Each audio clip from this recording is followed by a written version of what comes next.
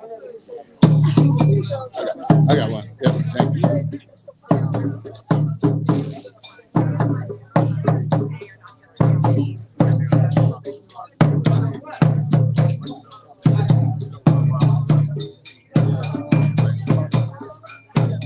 Good. Doing well. Doing well.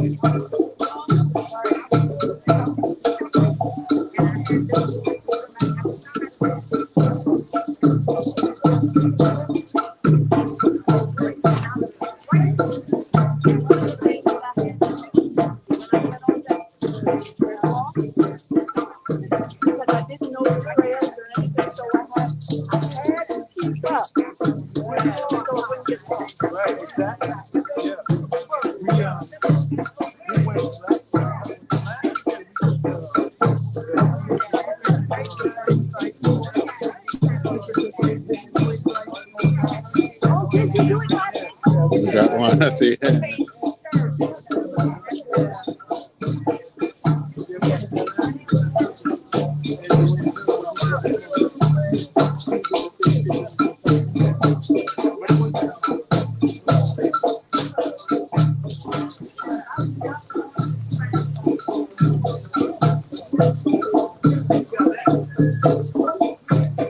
You still got it, Mama. Of course, I ain't hear you in a while, but you still spitting the fire. All right, dude, good to hear you. Oh yeah, her legend is in Baltimore strong, Eddie, as well. Yes, right, of course.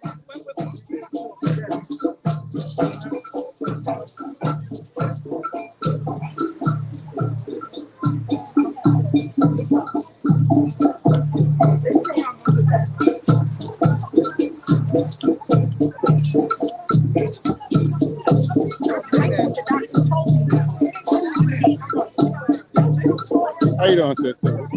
Brother Hakeem, what's your name? Okay, all right, I thought so. I remember you. Yeah, replacement. Okay.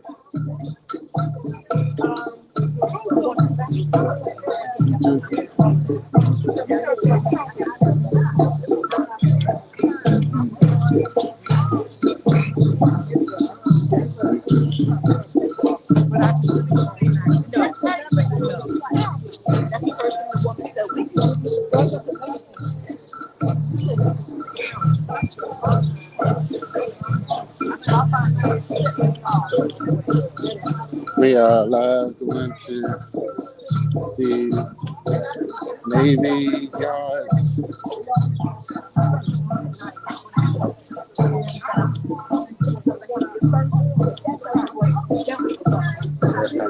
I got on good, but I gotta go to another event after I leave here. So that's how you multitask.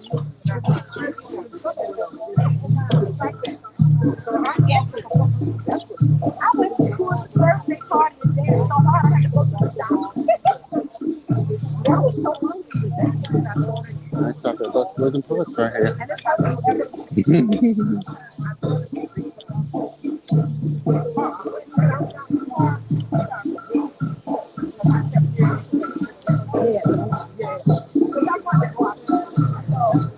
To the river,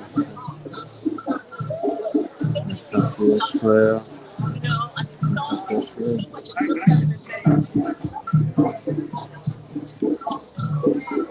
Woo!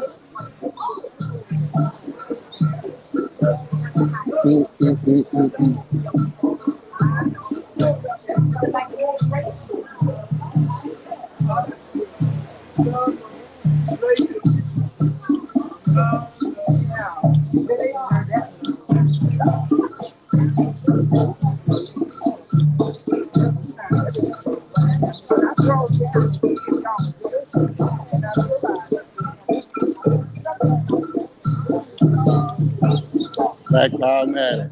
That's that.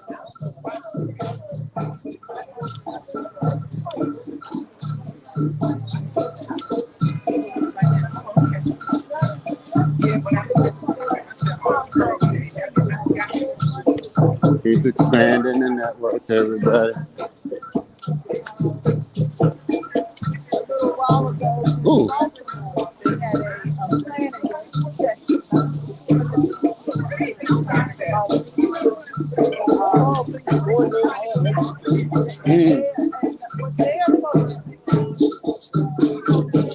All right, come on back. Come on back.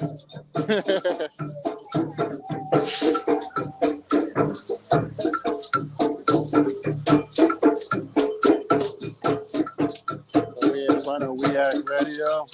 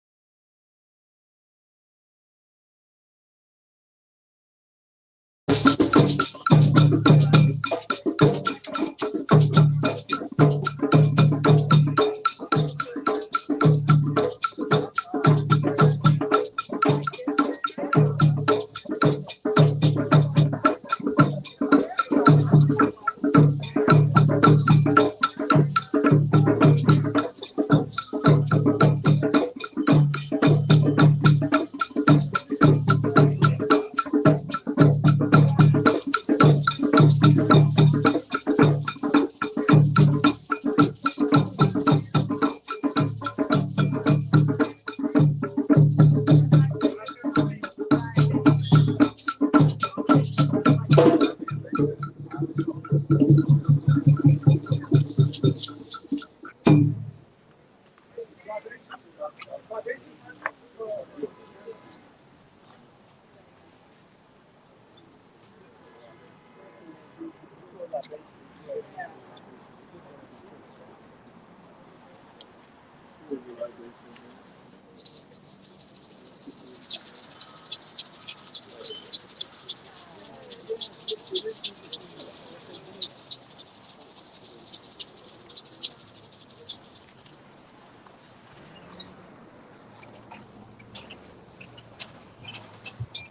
give honor to Almighty Olodumare, the supreme deity, the creator of heaven and earth.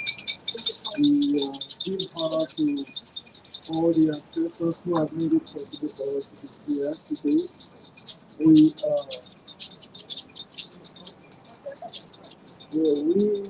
are here today to commemorate our purpose.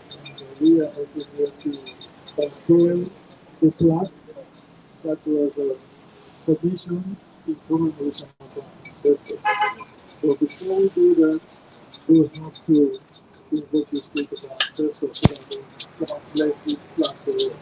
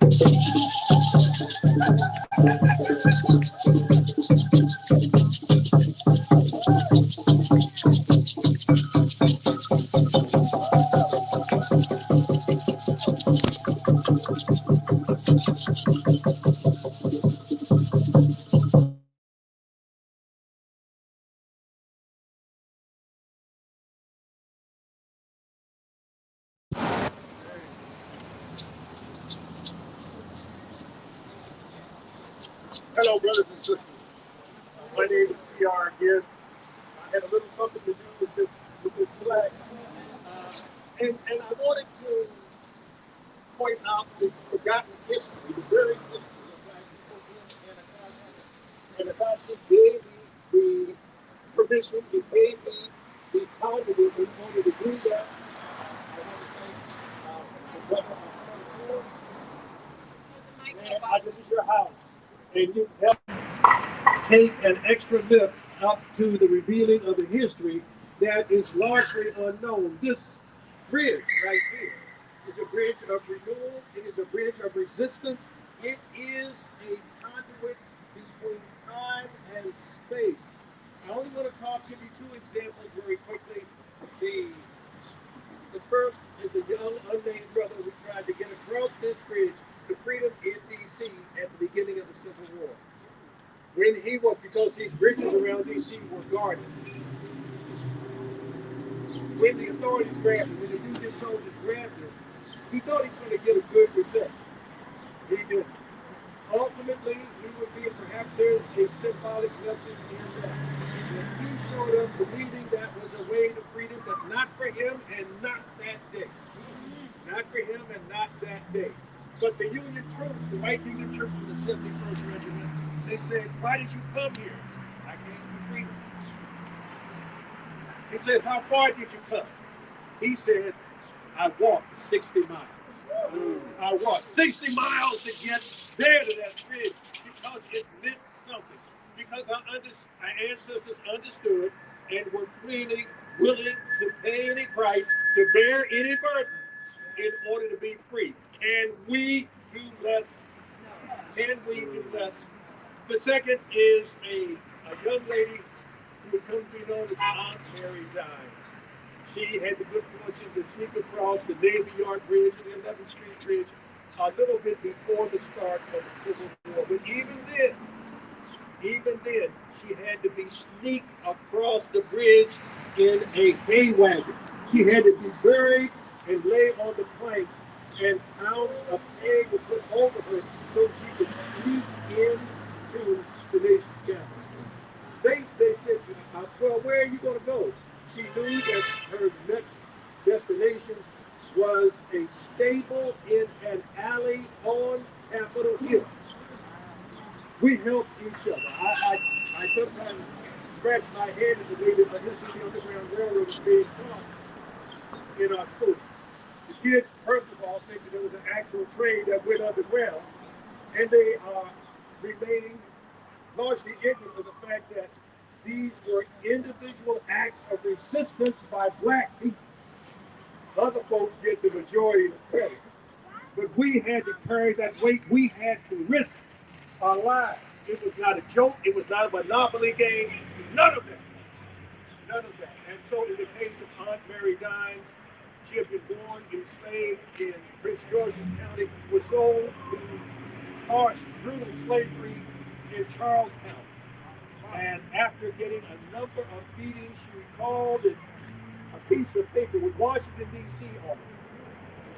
And she remembered she had gone there with her mistress. She said, I want to go there. She wanted to breathe the air of freedom and well. And so she remembered, she made the right connections, and in a hayfield to go to the table in the alley on the Capitol Hill. Remember, if you don't remember anything else,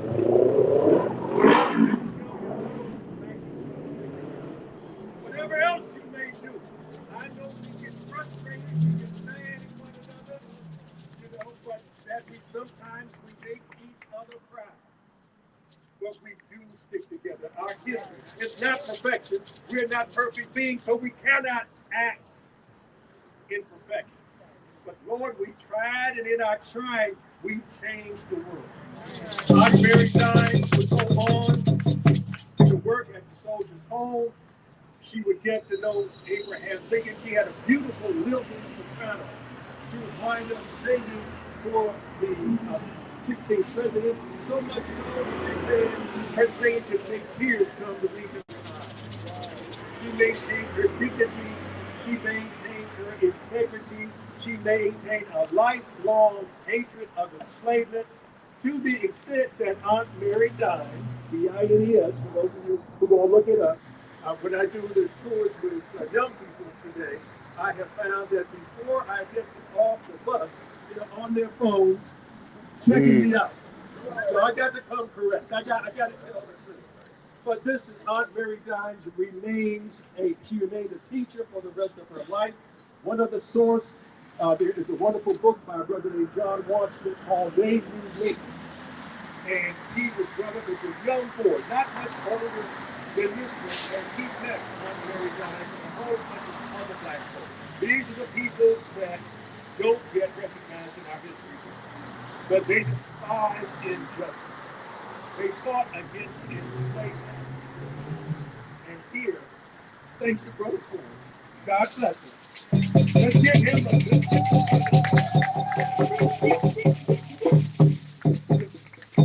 The thing I like about this is that we did it.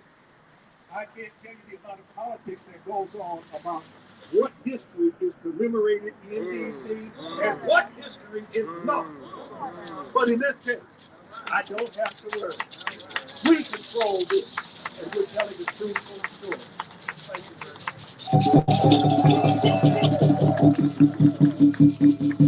much.